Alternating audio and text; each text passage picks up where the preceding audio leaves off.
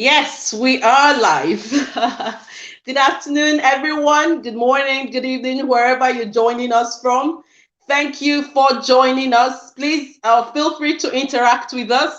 This is Foundation for Family Affairs. And at Foundation for Family Affairs, our mission is to connect hearts and raise healthy families. And we are excited about the transformation we're seeing in our lives and we're seeing in the lives of those we coach. We've got a coaching program called Intimacy Builder Program for singles, for engaged couples, for married couples, and it is truly transformational, if I must say so. Okay, today we've come away with something really interesting. For the last 2 weeks, we've been doing something on intimacy. Yes, we touched on why intimacy is important. If you haven't seen that, what intimacy is and why it's important, if you haven't seen that, you may want to see that after now. Okay, but last week we touched on emotional intimacy, and after the session, in the course of the session, we had some questions. After the session, some people called and said we missed the question, which was really crucial. So we thought we would have to deal with that question before going on. All right, so let's shoot. The question was, it was something to do about a spouse who complains. And somebody asked the question saying, what happens if a spouse complains too much? And we were told we missed that question. We apologize for missing that. So we must take it now. Well, that's a very important question. What happens when your spouse complains too much? I think the person is not concerned that the spouse is complaining. I think the person is concerned that the person is complaining too much. Too much means there is a comparison. There is something that the person is benchmarking it with. Maybe based on expectation of how a spouse should be complaining. Maybe it's based on how the person used to behave in the past. So maybe there has been a change. So to address something like this, the best thing to do, apology for that, the best thing to do is to not just to take the spouse on, because complaining is often a symptom of a bigger issue, a bigger underlying issue. There is a bigger issue that might be bothering your spouse, that they are using that complaint to try to get out that internal pressure. So it might be the spouse is going through some form of challenge, or the spouse is feeling a sense of loss of control.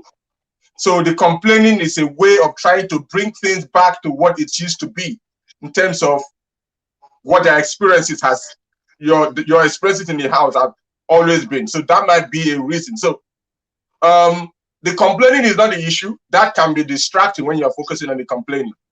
What I would recommend is try to find out what are the underlying issue. Once you identify what those underlying issues are, then you can now soothe those underlying issues. So I'll give an example. So maybe someone was given a role, all right, at work, and then the person has been eyeing, maybe targeting a higher role. And then what something happens that maybe the line manager that now approaches the person to say, you know what, can you, since someone is leaving, can you play an acting role, and then be like, oh, we don't have a budget for that, and we just want you to just do that, this will be good for your experience, something like that. And then the person willingly takes it on, believing that this will create a better opportunity for him or her to get to that senior role. And then only for a short period of time, the role was advertised, and then somebody else came from outside and just took the role. So without realizing, the person who was in the picture might be complaining regularly to other colleagues, but the real issue the person is complaining about is that the person feels betrayed, because the person did it with the understanding that there's an understanding between me and my line manager that the next time they will be advertised, I'll be giving preferential treatment. And then they started speaking a different language to say, well, this person had more experience, so, and it wasn't even rewarded for us. So people may be complaining about what they are complaining about might not be issue. What they're complaining about, there might be an underlying issue, which is more like a feeling of betrayal, a feeling of, can I really trust this environment? Can I really grow? Are there opportunities for me? Those fears might be the thing that is driving the control. So if you're focusing on the complaining, that this person is complaining too much, no, there is a shakeup that happen within their hearts, and that's what you need to address. And the complaining will certainly take care of itself. I hope that I Okay, made so that clear. hopefully, by reason of being proximate with your spouse, you also know how to get through to your spouse. Okay, because I like the fact that you've pointed out about going deeper, because complaints are usually on the surface. So we need to go down deeper to soothe those feelings. All right. But you also know your spouse, you know how to get through to your spouse, because somebody may say, I tried to converse with him, but he's not talking. Right? You've got to find a way through. Yes, I absolutely agree with you. I absolutely agree with you. Sometimes your spouse may be enjoying the complaining more than having a meaningful conversation.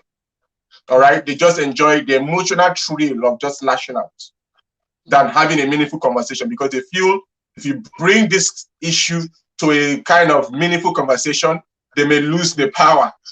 So they may not want to have those kind of meaningful conversations that will arrive at a resolution. So in a situation like that, you might want to study your spouse, because I want to believe that one of our definition of intimacy, one key element of intimacy, definition of intimacy, is having common rhythm. Once you've interacted with someone over a period of time, you have a common rhythm. You kind of understand where the pressure points are. You kind of understand how they are flowing, what are the issues that they are worried about, and you will now be able to address those issues. Some other times you may need to ask open-ended questions. All right, is there something I can do that will help you to be more relaxed? Is there something you think I'm doing wrong? Let me know. And the person will have an opportunity to have that kind of conversation they are trying to avoid. Super, super. So, we hope that helps. Let us know, okay? And thank you for reaching out and letting us know the question wasn't addressed. Thank you for that. All right, so today it's raining money, money, money. You can see the dollar sign dropping everywhere. We will be talking about financial intimacy, why couples fight about money. Hey, when you go through research, they'll tell you it's one of the top 5 problems in marriage. Okay, some would say communication comes before that. Okay, but it's raining money today. And to start the conversation, I think it's important for us to talk about our financial intimacy truly is. Okay, so financial intimacy is that point where couples are transparent about their beliefs, anxieties, expectations, desires, and needs in an emotionally safe environment, with the understanding that their needs would be met within within reasonable boundaries. Permit me to add him. Thank you. Okay, so that their needs, their expectations, beliefs, because sometimes we all have our own personal beliefs. We'll be talking about this further as we go on. The big one for me as well is talking about their anxieties and then their needs. All right. So talking about this in a transparent way, of course, like we've been big on an emotionally safe environment, okay, with the reasonable expectation that those needs will be met. Do you want to say something about that before we go on? Financial intimacy. Yes, this is so important, because one point about it that is important is emotionally safe environment. Because the topic, according to Dr. Gottman, the conversation about money are rarely about money. It's about control, it's about power, it's about inadequacies.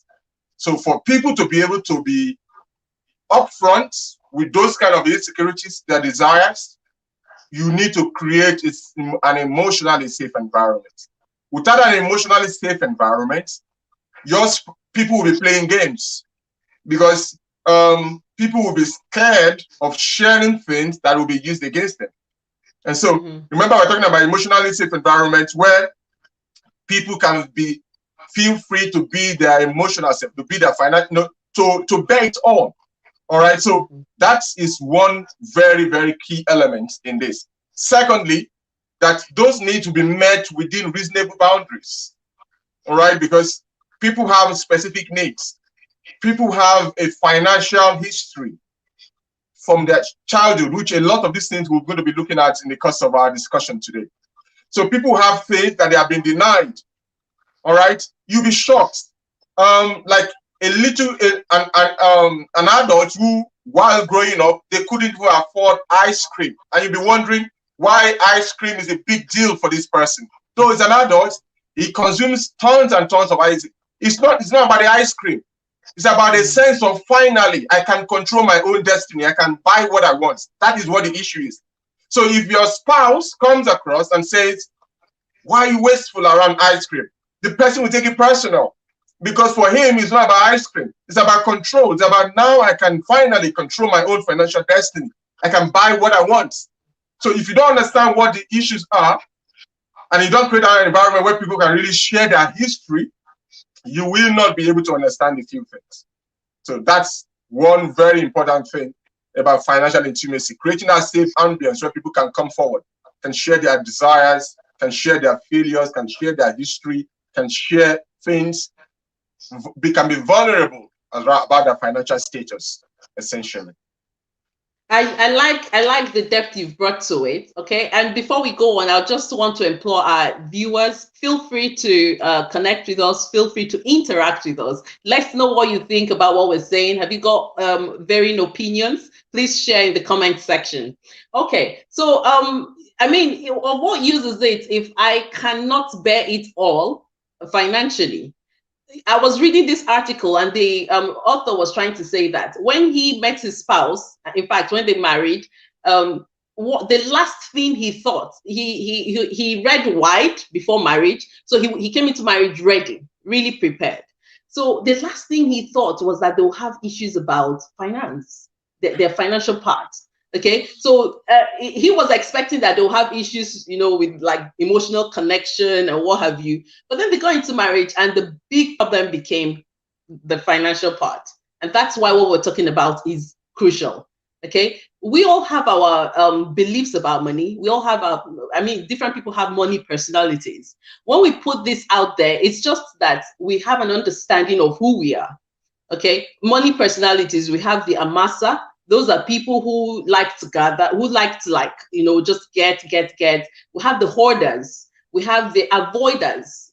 I will let you talk about it in a bit. Maybe I should just talk about the avoiders. Those are people who, like you were talking about, people who have had some experience. So there are people who come to a relationship with their experience, and they would not want to talk about it. The funny thing is, maybe when their spouse comes and says, let's do a budget, they're like, oh, no, okay, we'll do that some other time. Their problem is not with doing the budget. It's just with the fact that they're afraid of reality. That if reality check, if we do this, it would become obvious just how much we're in debt. Okay, so sometimes they have like an attitude that is indifferent about money. And it can be frustrating to a spouse who likes to know the figures. Okay, well, how are we doing? What's the way forward? Okay, so different people have, and then another personality is a spender, someone who likes to spend. For someone like this, if you trace it, it might just be that the experience of this person is that as growing up, they were in so much lack. So there was that thing of, the day I hit money, I'm gonna deal with money. Right? And then they finally hit money. They don't want to be with a spouse who then starts telling them, oh no, you're spending too much, you can't buy all that. I think we saw this very funny dialogue between a couple, and the man was trying to say that his wife would always call him a spendthrift. And each time she said that, everything in him would be so tense, he'd be so upset. And then he would tell her, hey, you're so stiff with money. What was that word he called her? Can you remember? I think it's tightwad. Yes, you're a tightwad. Thank you. That's the word. Okay. And then he was like, you're so stiff with money that the day you die, they're going to find money under your mattress. And she said to him, oh, the day you die, there will be no money to even buy a mattress. You see? So it was so funny to see that. But that's like two people now coming with their experiences. If you check it, one probably had a very bad experience growing up, was in so much scarcity. Money was lacking. And then there was just that thing of, when I get money, I like to flex a bit, which is not bad. Okay. But when it begins to affect your relationship, then that's where it's a problem. I'm going to let you talk about the other two, but before then, I just thought that I'll throw this in. It is important when we're talking about financial intimacy. It is important that couples realize that we've come together to build a life. It's two people coming together to empower each other. Okay, one person won't feel depleted, one person will feel less, okay, or subdued in the relationship.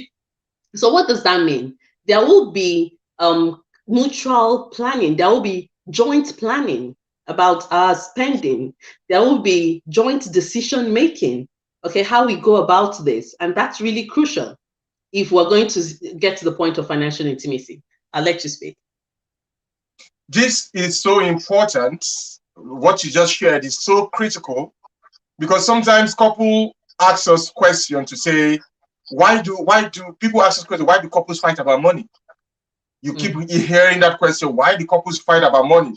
What is the core thing? What are the core triggers that causes couple to fight about money? One of the reasons why couples fight about money is that they have different money personalities. They are coming from two different planets when it comes to money. Two different planets. So she just talked about someone is a spender. A spender is someone who just spends, let's enjoy life now. Tomorrow is not guaranteed. I don't want to be that person and save all that money. At the end of the day, I have nothing to enjoy. Then you are married to someone who is a hoarder, for example, or what we call an amasser, So a hoarder is someone who tries to hold as much as possible without spending. Automatically, there will be conflict. That's one of the reasons why couples fight about money. They come from two separate planets. Personality-wise, they have different personalities. We have anxious investor, someone who every opportunity they want to put money into it without assessing, analyzing. So, for example, today is cryptocurrency. They jump into it without doing proper analysis. Oh, my friend said, this is how to make money. My co-worker said they don't investigate, they don't analyze, they don't gather data, they just rely on somebody else's emotion and somebody else's opinion, and they just keep wasting money. And every time you try to convince them, they say investment is good. That is how to protect yourself. Investment is good, but investment has to be informed investing. You have to be informed in what you're doing. So not just you open this shop here, you're selling this today, you're selling phones, tomorrow we're selling this. After a while, you see a what do you call it now?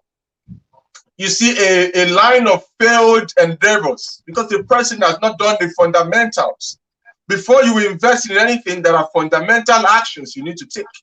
You have to do due diligence. You have to check the person you are investing with. You have to check what you are investing. You have to check put a lot of things into consideration.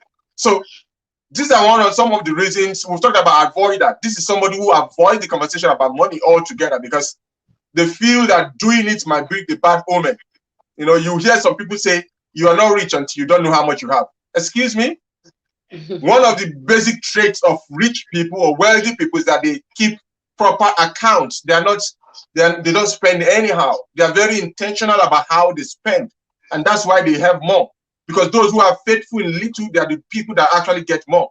Because they can manage, they can process, they know. In fact, they have people who help them keep a proper record. I have a mentor one time that said that one time he told his accountant, said, I want all the financial data on a single paper so that I can see it and understand it.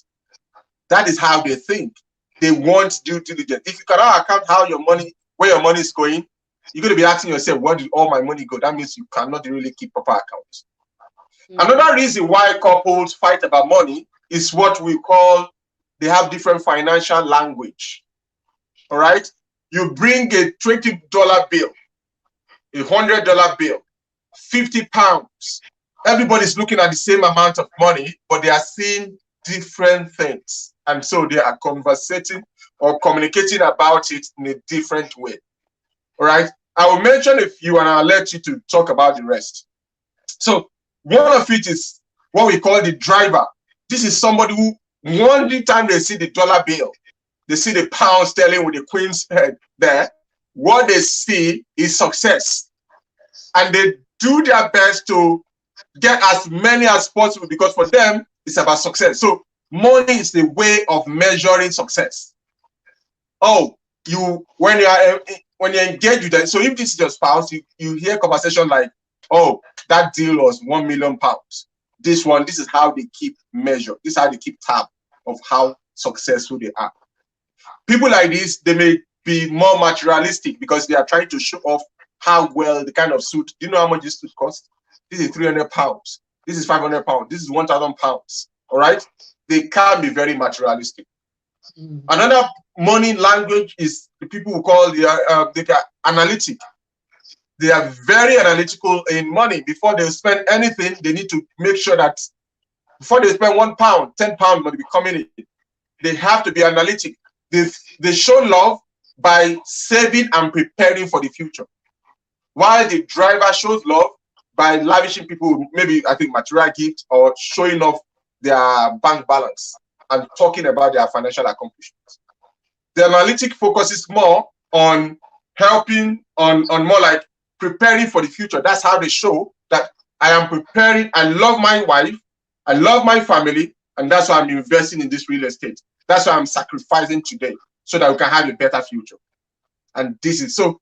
If you now have you have someone who communication is true, they try to show the money they have, they try to make more, earn this amount of money, and you are married to someone who's an analytic that want to be hush about the money they want because they don't want people coming to ask for it. You're going to be having conflicts because while this person is trying to show, I earn £100,000 per annum, I earn £2 million per annum. This one, even though they earn a lot, they want to be hush about it because they don't want people to come for the money. They want to keep as much as possible. I will let you add the other two of that helps us to define why couples fight about money. Because sometimes people just think couples are crazy. They're not crazy. There are underlying things. And so when they are in it, when these are not discovered and brought to the fore, they don't even know why they are fighting. So that's why we're having this conversation. So you begin to see yourself in these money personalities or in this money language to know why you guys, someone is speaking French and the other person is speaking Chinese because your language is not working. You're not hearing each other. You can hear each other, but you don't understand each other. All right. Okay, so you've talked about the driver and the analytic. The other one is the amiable. The amiable. For this one, money means love.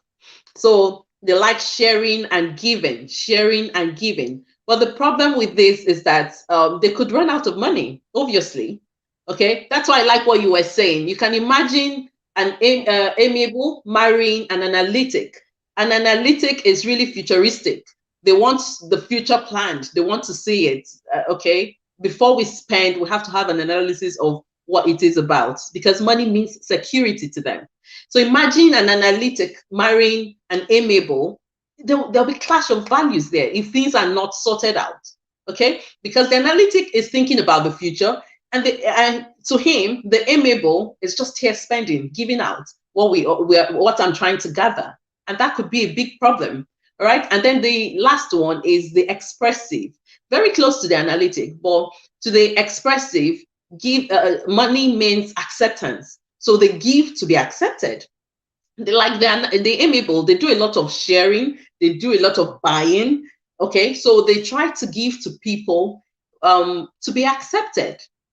So if time is not taken, people could just feel like common things to them. Okay, and that is a problem. When you dig deep into the expressive, now it would be very similar to people who use alcoholics. Okay, sometimes it's not just about alcoholism, it's about taking it to probably numb an emotional pain, okay, or a kind of feeling. So in giving, they're trying to numb something. There might just be that emotional pain of, I wasn't accepted as a young one. I was that child who was always rejected by my parents. So they're trying to give to be accepted. But that's in itself can be worked on. Okay, but it's good to understand these personalities and these money languages we've talked about. In that way, you're able to assess your spouse. Both of you are able to review things and see how you can tap into your strengths. Because they just as we can find weaknesses with each of them, there are strengths in each of them. Okay, so if we are able to come together, because we're coming together as a team, we'll see how we can tap into the strength of the other and help the other to minimize the weaknesses in there. You want to say something before we carry on? Fantastic. I just wanted, an example just came to my mind about the expresser. Someone who's expressive. All right. Yeah. Sometimes some people may go to a school that is really posh, but because their parents really struggled to get them into that school, they were unable to go for the kind of holidays that their colleagues were going to.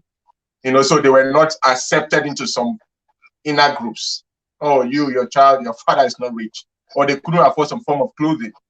So to gain acceptance, maybe part of what they did was more like find something, maybe became the clown in the class just to gain acceptance. So now that they have money, they may begin to use that to buy gifts, to buy people's love, to buy people's acceptance. So you see your spouse that anytime somebody reaches out to them on Facebook, oh, uncle, I need something, they just send without consulting with you, and you are the analytic in the family.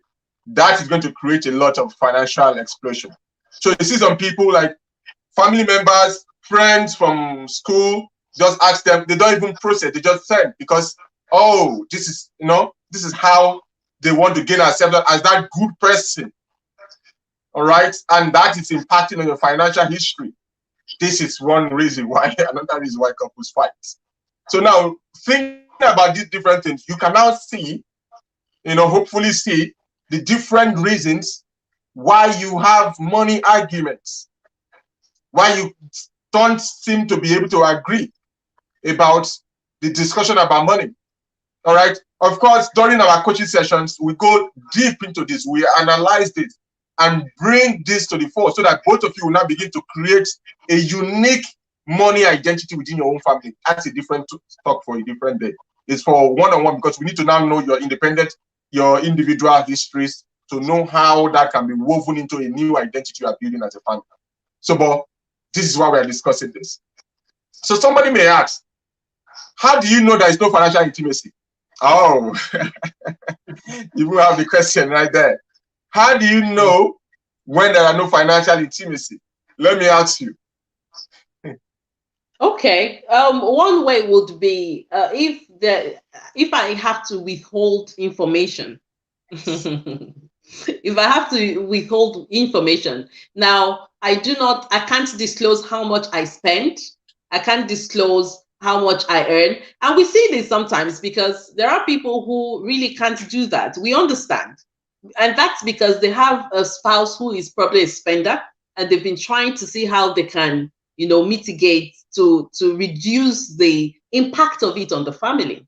All right. Imagine if you have a spender who is not thinking about all the outgoings in the family. It could put a lot of pressure, especially emotional pressure on the family. It's just a lot of stress.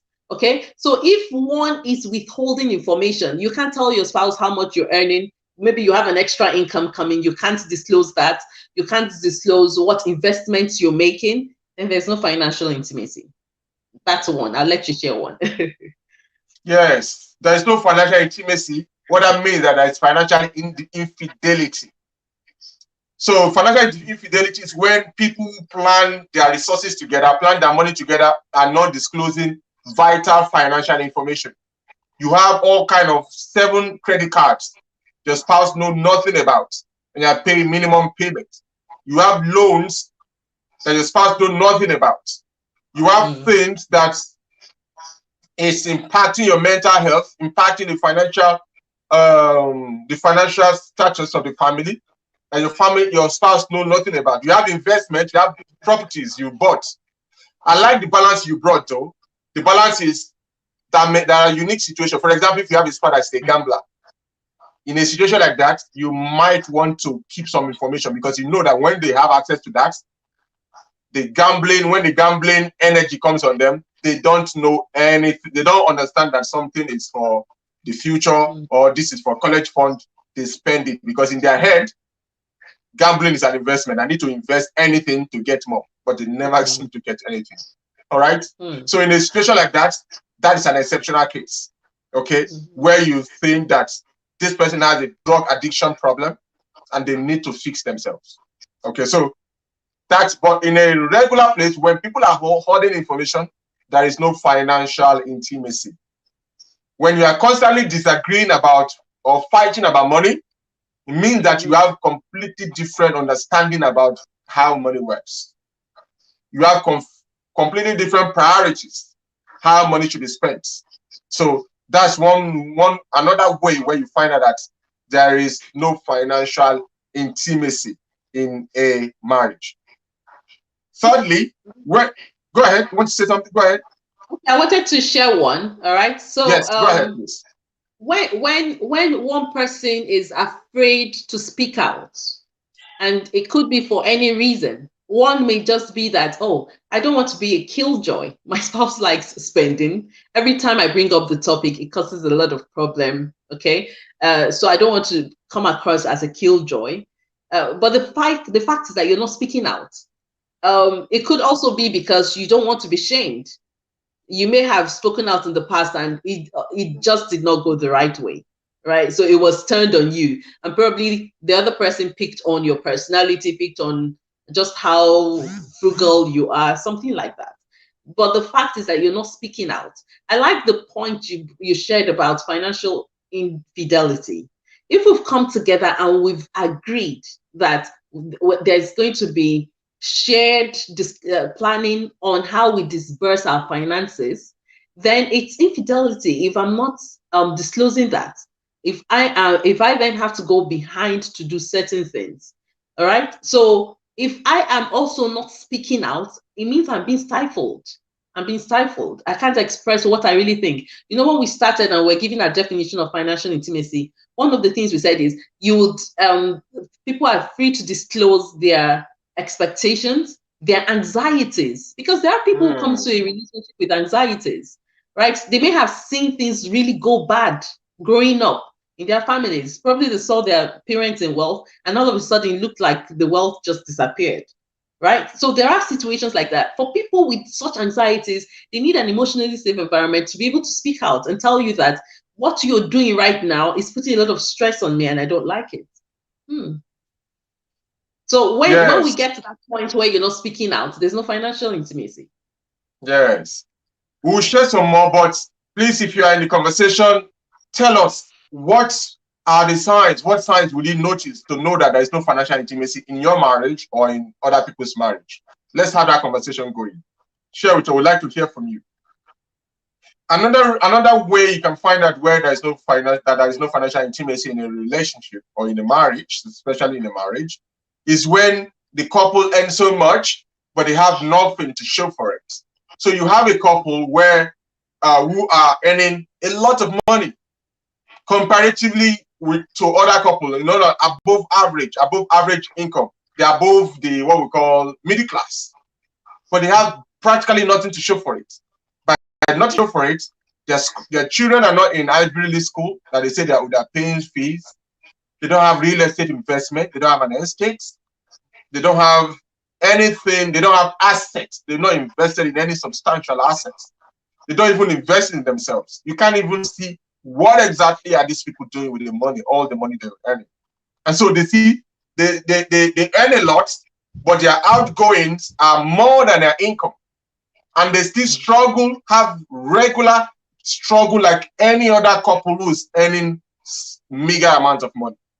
It shows that though they have a lot, they are not uniting, they're not bringing that together, they're not leveraging on the power of synergy. And that's one way you will know that couples do not have financial intimacy. All right? Because once there is financial intimacy, people put all their cards on the table. This is how much is coming in.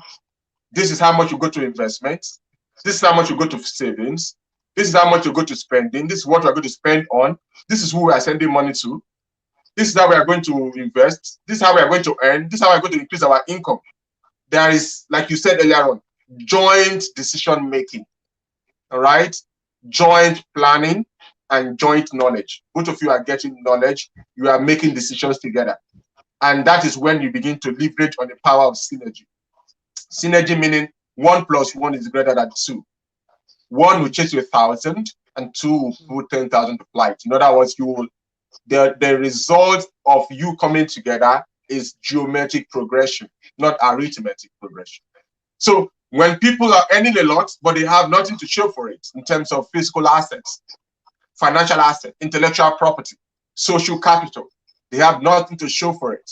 It means it's an indication, all right, that there is no financial intimacy in that relationship. Right? Super. I like that. I like that. Okay, so I'll share one more point. When people have to make major decisions without consulting their Yeah. spouses, major decisions, you probably just go off and take a huge loan, and you do that without consulting your spouse. I mean, you know it's going to affect the family, whether you're earning more or not. You know it would affect the family. It would have an impact on the family. So why make that major decision without consulting the other? There should be some consultation. And I think it just goes to tell the other you're important. You're a member of this team. You're a member of the family. So your opinions matter. And that's where people begin to feel valued. You know, we did a video on reasons your spouse may be unhappy. One of the reasons spouses feel unhappy is they don't feel acknowledged.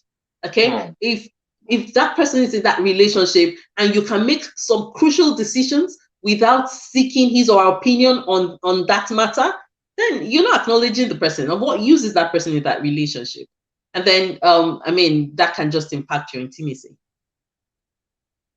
Fantastic. Fantastic. Making important decisions, so critical. So critical. Okay. All right. So I think we should take the next one, which is, why is intimacy important? Why is financial intimacy important? Because it's very easy for us to talk about this. There are times you talk about this and people snare. Okay. But one thing we must put out there is that it's never too late to get back to that place. You may have started in a not so good place. You may have even started in a good place, and because of certain habits, you grew apart financially. Okay, you're intimate on other parts of your relationship, but when it comes to money, it's like, no, no, no, this is a no-go area. Do your thing, I'll do my thing, right? As long as the family is still working, it's fine. The children are well taken care of, it's fine, right? But it's still possible, no matter how far apart you are, it is possible to get to that point where you are financially intimate. You see, like we've shared the points, we've talked about your personalities, your money language. When you get to the point where you start speaking this, at least you start speaking a language you both understand, then you have something there. All right. Even if you are an analytic and your spouse is a driver, drivers are for them money means success. So they like to spend to seem like they're so important.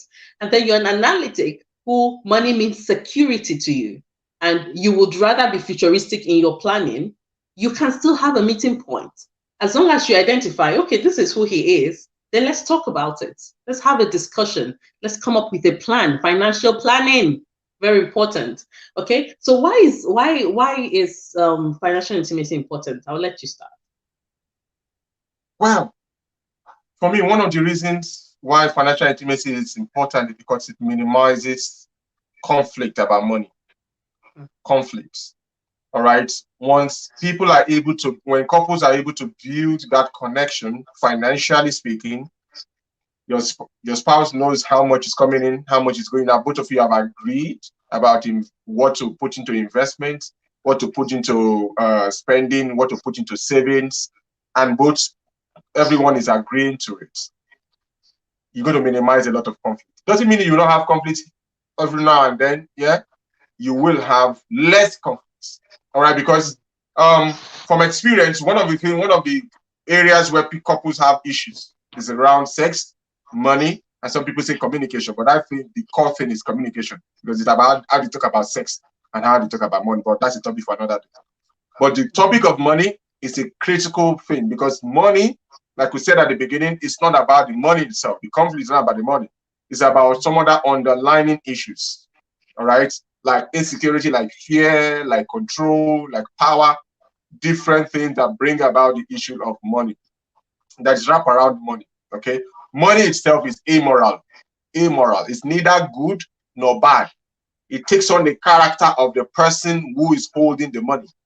So money in the hand of a kidnapper, you use it to buy ammunition. Money in the hand of a missionary, will use it to save more people, to impact community. Money in the hand of a philanthropist, you will use it to advance the cause of nature. All right. Sponsor discoveries of of important diseases that are killing people.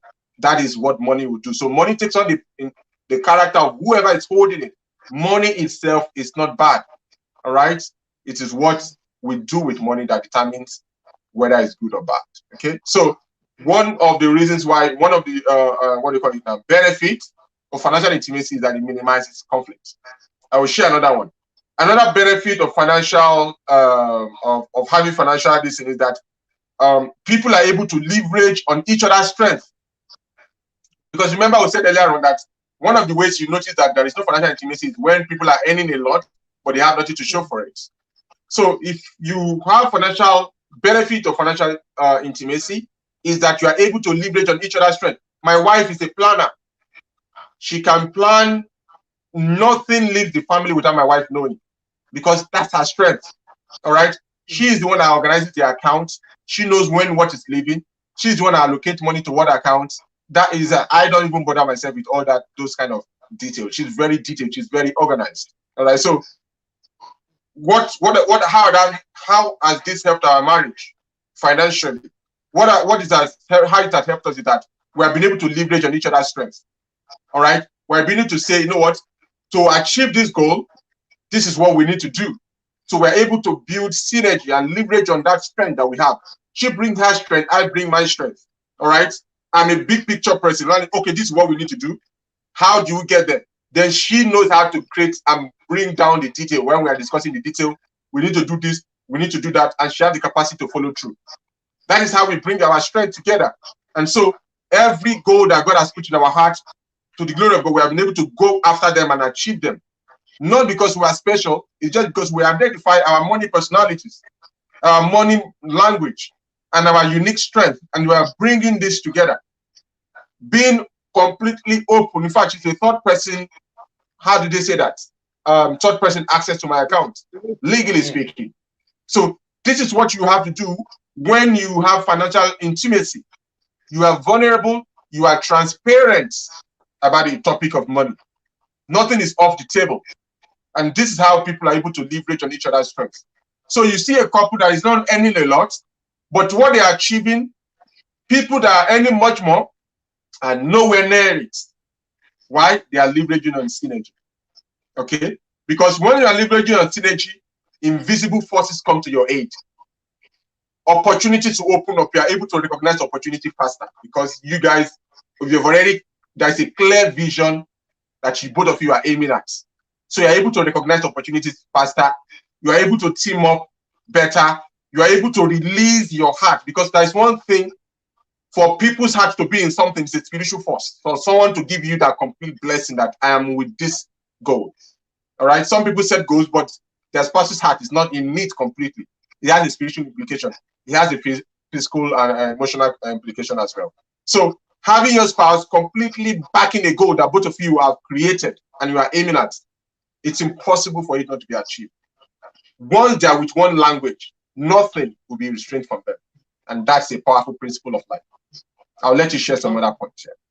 Awesome. Awesome. I like that. Once they are with one language, okay, one vision, they're looking at the same thing. And if I'm going to put what you just shared in another way, it helps them minimize waste. Okay, because they'll be making better decisions. Now, if we have to consult with each other before embarking on an investment or something, of course, you will do your checks, I'll do my checks. I mean, in that way, in a multitude of counsel, there's safety. We will, in doing the checks, want to find out, okay, who can we speak to? Let's read about this. Let's read reviews. Let's see what other people say. Now, two heads are better than one. Okay, so you just be minimizing waste, because of what uses is that we're trying to make better the state of things in the family financially. And then because you've not consulted with your spouse, it turns very sad. It's really bad. It's a messy situation. Okay, we've seen this where, and we've handled this in some of our coaching sessions, where the major problem, which would have, of course, birthed many other problems, is that one person just went off and made a financial investment that went bust. And it becomes a really big problem that impacts the family. So that's one. I mean, why go through all that and the impact on your health as well? Okay, because it's a lot of stress and it affects you. Money is so crucial, so crucial to life generally. So if it's your money is affected, it can cause a lot. High blood pressure, you don't want to deal with all of that. So it just gives you peace of mind. That's another benefit. Peace of mind. Another one which I like is that it helps you build trust. Okay, because I trust you. I know that you won't just go off and waste our earnings. So in that way, it encourages transparency. The reason some people, were talking about people who withhold information earlier, the reason some people withhold information is because there's no trust. One person may have done something that may have been so alarming, so they do not want to put themselves in that place where they will be heartbroken again. Okay, or the family suffers, or they see their family go through the same relief and experience, which was so bitter. Okay, so it just builds trust between you. You know that, okay, he will check. And that's why when spouses get to that point, they'll be able to open up with their accounts. Some people complain, oh, I don't have access to his account, I don't know what's happening in there, because it's even it's a lot of stress when your spouse is bugging you for money you don't have. You don't have it. So why not just be transparent, so we know what's in here, what we have, we know our size, and then we cut our clothes to fit. Okay, so one which I think is really important, and this one means a lot to me, and I think it's one of the reasons we try to pursue financial intimacy: living a good financial legacy. It matters what you leave behind for your children. We don't want them to come in and think, we've been talking about people who go through, because of their experiences. Some went through trauma because of finance, okay, in their family. We don't want our children to see that. We want them to know that it is possible to live in an emotionally healthy environment, okay, with your spouse in the future when God helps you, okay, and build something beautiful. I mean, our expectation and our desire and our prayer is that they will learn. Marriage works on principles. So as they see us apply the principles, we want to believe that it's something we're leaving behind for them. You don't want to leave children with principles that mess up their lives. They go into marriage and you're wondering, you become a prayer warrior for them. But hey, if you've done the work, of course, you're still going to pray. But when you know you've passed on the right principles, then you're at peace as well as a parent, knowing that it's something that will run through the lineage. You correct whatever has gone wrong until this point. The buck stops here. I'm not letting it go all the way down. So we will be critical. We will be intentional about how we go about it. So we're going to teach them to pursue financial knowledge. We're going to teach them why it is important to go to seek financial knowledge. Don't always go on your own. There are a lot of there's a lot of wisdom out there you can drink from. Okay, why it's important to do financial planning. Why it's important to budget, go on a budget as a family. Like, you don't just live life like that. Okay, it's wasteful. It's wasteful.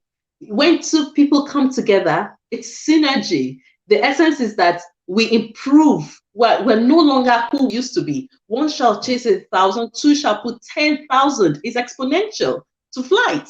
Okay, so I am no longer pursuing something alone. It's combined effort. And when we come together, it's multiple effects, multiple results. And that's what it should be. I can't overemphasize this. And this is where couples should aspire to. And the hope we're putting out there today is that no matter how bad it's been up until this point, if you are willing, if you both are willing, it takes two to tango. If you both are willing, you can still have it. If two shall agree on anything, it's a decision. You must make that decision. Yeah. Fantastic, fantastic. I was just enjoying listening to what you were saying. You know, the thing about financial legacy is that a lot of us came from families where our parents are so old, yet they are still working because they still need to sustain themselves, or they are depending on their children to give them money. Nothing is wrong with that. But what happens to those who don't have children? What happened to those who have lost their children? So what I'm trying to say is that the benefit of having financial intimacy is that you're able to build a legacy, build a portfolio that will sustain you in your old age, because you are going to be old. If you are celebrating birthday every year, you will be old at some point. Old meaning your strength will not be as agile, you will not be as quick as you used to be. You have to now rely on some other things. So there are specific assets you need to begin to work on developing. Intellectual property, for example. Have a song, have books that will keep generating income for you. All right. Another key thing is that transferring of financial legacy. If you have started from the scratch, your children should not start from where you started. Otherwise, what's the benefit of having you as parents?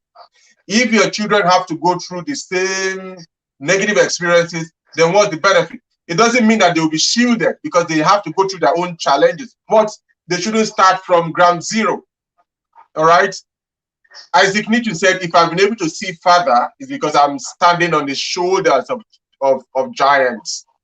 I am 6'3" tall. If I put my son on my shoulders, my son should be like 7 foot tall. Why? Because he's standing on my financial shoulders.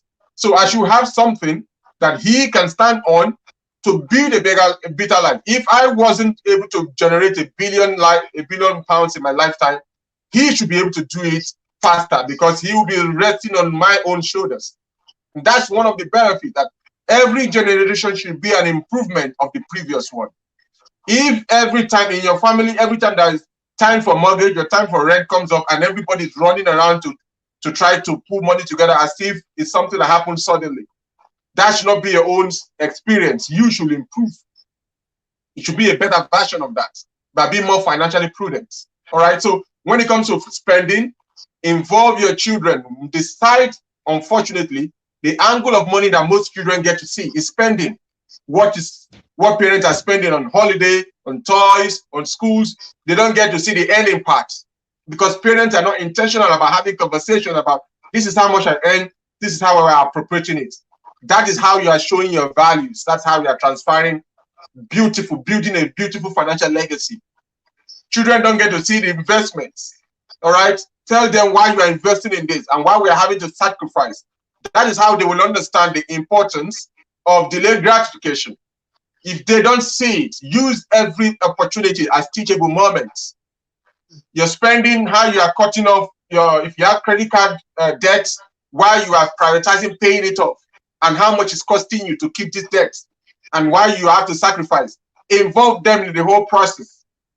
Take them through a university of financial literacy by showing financial responsibility on your own end.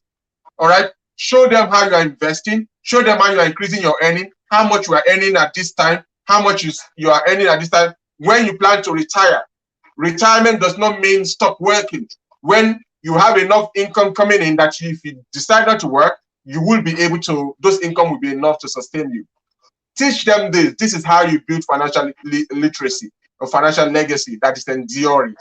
All right. Bishop T.D. Jakes will say something. Beyond what you leave for them, it is what you leave in them that counts. There are children you leave a lot of massive estate for, but because they've not been taught correctly, they will squander it in their lifetime. So living a good portfolio, a good estate is good for them, but it's what you leave in them that really counts. And how can you do that if you are not building, if you don't have financial intimacy in your family? If both of you don't have a unified financial perspective, worldview, philosophy, values that is guiding your decision, how can you do that? You will be teaching one thing, your spouse will be teaching a different thing. And that's how children get highly confused because they saw their parent hiding money. Maybe your child walked in on you while you were quickly stuffing something away. That's never leaves their mind. All right. So as much as possible, it doesn't matter what your history is, it's your future that really counts. All right. You might have come from a financially dysfunctional family. What do you want to build? You have to be intentional about what you want to create going forward. And this is why we're having this conversation, because it's so critical to building a healthy family, a family that is healthy financially, a healthy family that is healthy emotionally, a family that is healthy intimacy wise. Very critical. And that's why I'm having this conversation this morning. Splendid, splendid.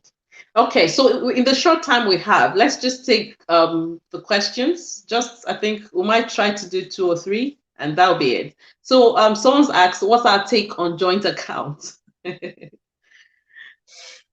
Our take on joint account is not prescriptive.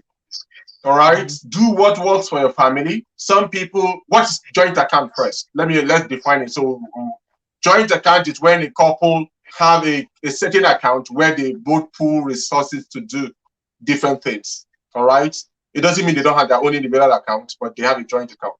For some people, joint account means they don't have their individual account. They have one central account where everything happens from. All right. So that's one of the reasons. That's the definition. So what is our recommendation? If it works for you, do it. Some people use joint accounts in the sense that they have that account and they put everything they want to use for investments and savings. That's where they have it. That's what they have there. All right. To build for, Dave Ramsey would say one of the financial seven baby steps that he recommends. He said, have at least 6 months income stashed away somewhere. I've forgotten what he called it. Something like for a security. All right. Some people use joint account to keep that. All right. So if that works for you, good. We do joint account where we pool resources together. So my wife has access to my account. I have access to hers, and we pool resources together to do everything we're going to do anyway. So we get information together on money. We plan together, we make decisions together. That's the benefit of joint accounts. All right. So what's the point of having a joint account?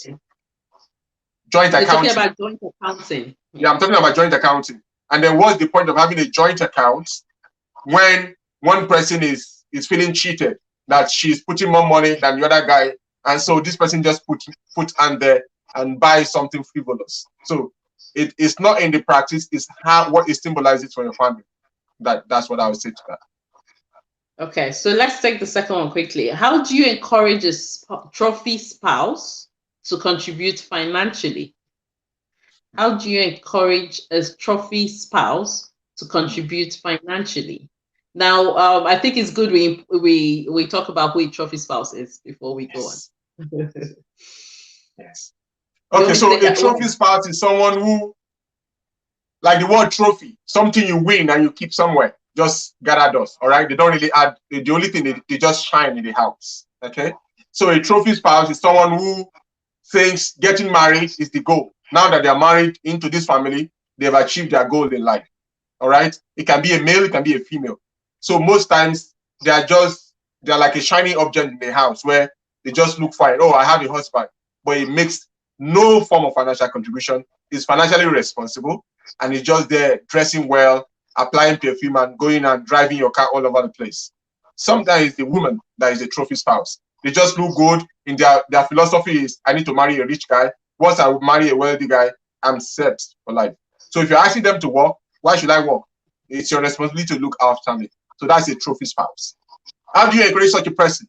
It's very difficult because you can't change anybody.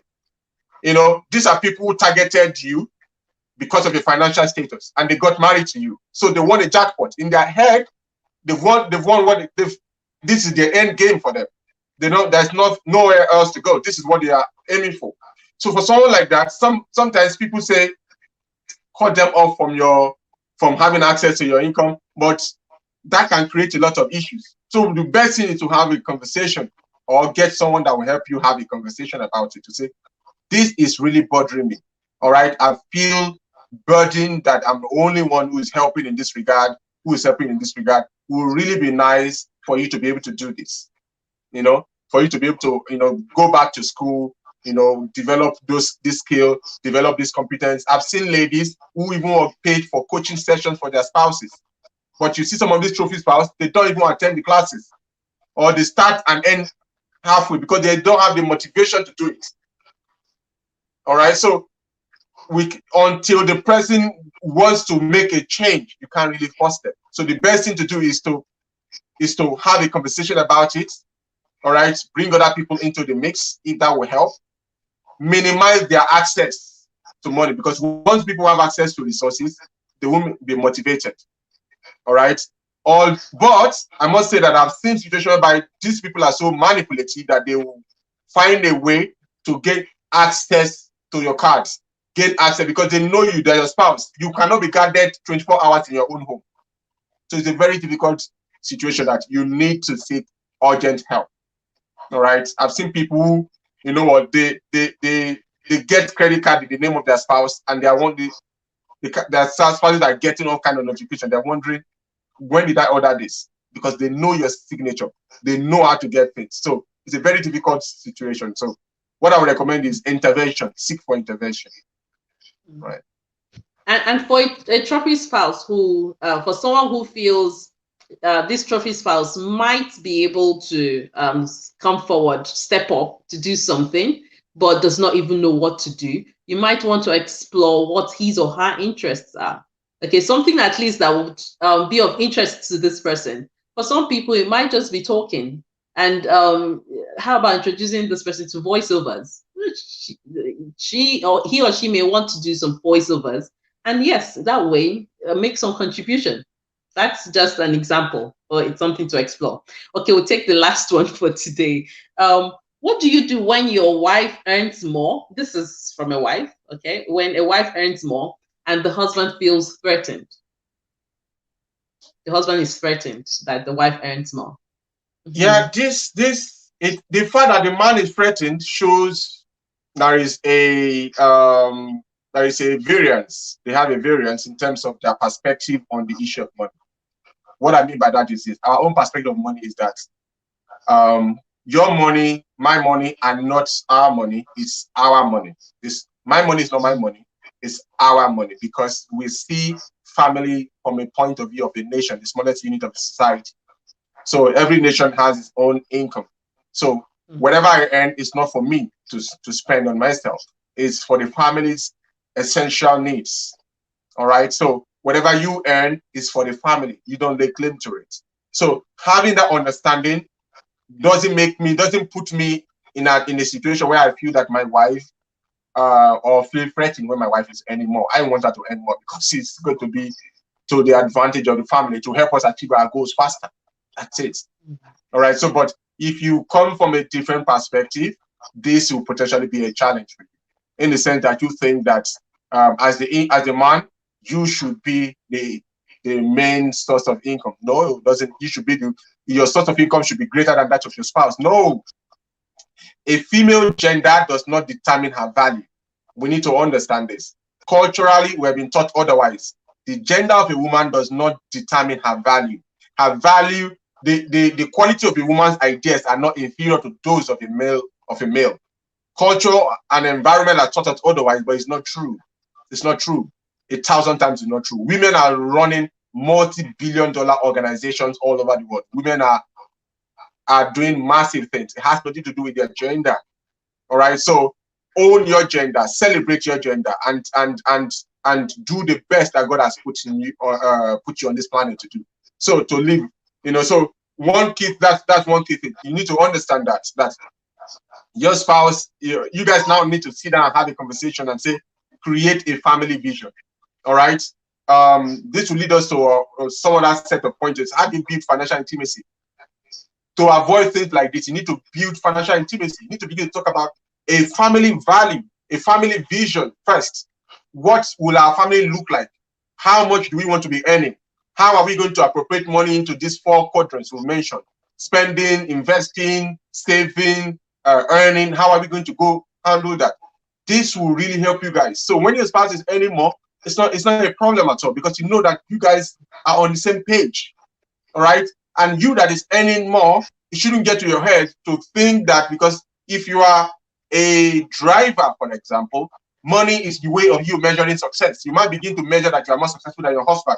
And so you might be displaying some subtle tendencies that may make the man feel insecure that, oh, this woman is taking control of the family. Or maybe Before, you guys need to used to agree before you make a decision, but now you are anymore. You just go on and buy things, and then just believe that I will explain to you later. Don't worry, don't worry. Let me just buy it. Let me just pay. You go out to eat with friends and family. You just pay, and they are wondering.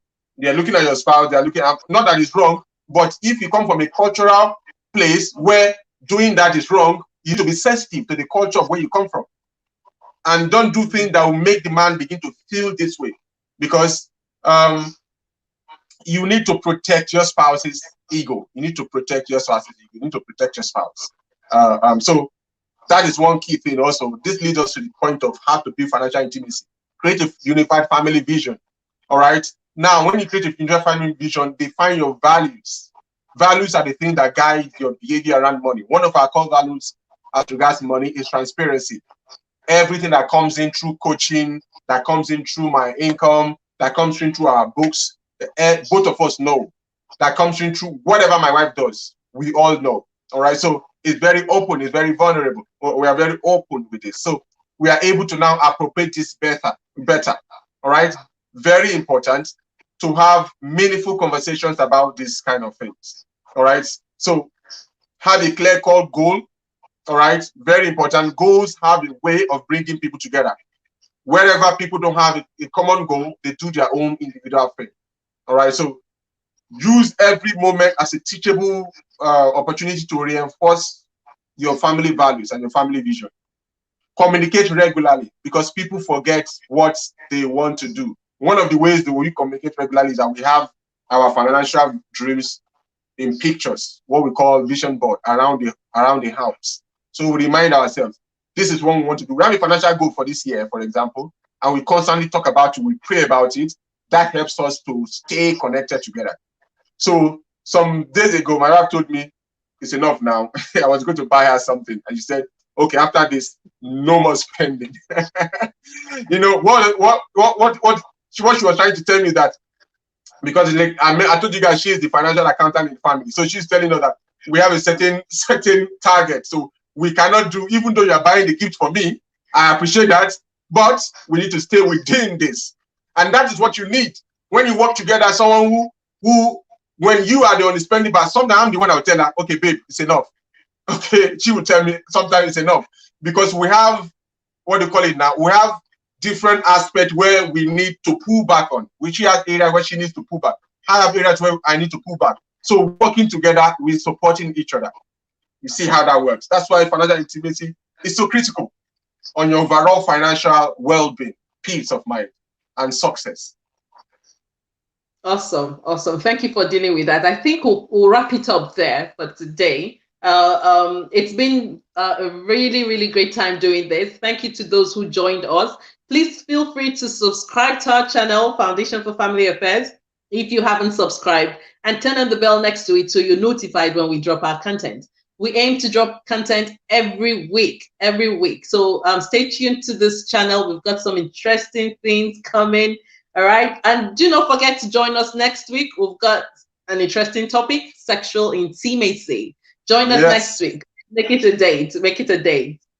All right. Yes. So you have last words for our viewers before we run? Yes, last word for our viewers. Next week is going to be explosive. We're going to be talking about understanding your spouse's sexual fantasies. Why have they been turned off by a number of things? All right. What are these? How is a woman's sexual appetite different from that of a man? Why? How can you understand that? What happens to a man at a certain age? How do you understand? How do you put that into consideration? Okay, so finally, I wanted to talk about our coaching program, Intimacy Builder program for engaged couples. So if you are engaged, you've already found the one, and you want to walk down the aisle, there are 8 different angles. There are 8 different key issues you need to iron out. One of it is what we talked about today, money. Another one is sex. We have 8 different places where couples fight and quarrel about and leads to divorce sometimes that you need to iron out. I'm telling you, the people we are working with right now, their minds are being blown up. They're wondering, the first time they invited the guy, he was like, oh no, he was really guarded. That, oh, maybe the spouse could be. Say again. You mean one of the guys? Yes, it was guarded. This the one we had the other, it was guarded. It was like at first it was they had this disposition, this particular couple that the spouse to be is inviting to come and set him up, kind of. But by the time we had first session, it was just full of eulogies. All right. So because there are things in your blind spot, I understand because we have seen this many times, but he was surprised. We weren't surprised. Because there are things in our blind spots that you think you know, you think you've ironed out because you talk a lot to the spouse that you know you have no clue about. All right. So we would like to call you to register, enroll for that. All right. There's a link in the button that you can click, fill out the Google form, and then we'll reach out to you. Okay. Secondly, if you're a married couple and you're having issues around financial intimacy and you need somebody who is going to be unbiased, that will help you and your spouse to navigate your history around money, navigate your present, and then help you to build a better financial future, get in touch with us and we'll be more than happy to help. Yes, super, super. So we'll leave the link in the description box. Please hit the link. I will meet you on the other side. Thank you. It's been great doing this. Until we come your way again, it's goodbye from us. Bye-bye.